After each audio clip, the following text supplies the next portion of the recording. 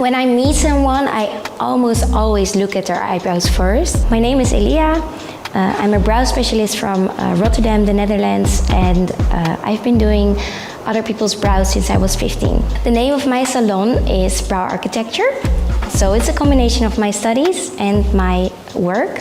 I was in my second year of my studies, and I felt there was kind of a need for brows in my village, because a lot of people were asking me to do their brows. I think there's definitely a connection between my architecture study and doing brows, because there's a lot of measuring in both of them, and they're both a piece of art. Architecture is art, and brows for me is art. I don't think there is one good eyebrow for everyone. Every eyebrow is different, but I do prefer a brow that's neat and groomed, yet natural. My most booked treatment is henna brows, with the brow lift as runner-up, so I think henna brows is my specialty. Actually, I learned it myself.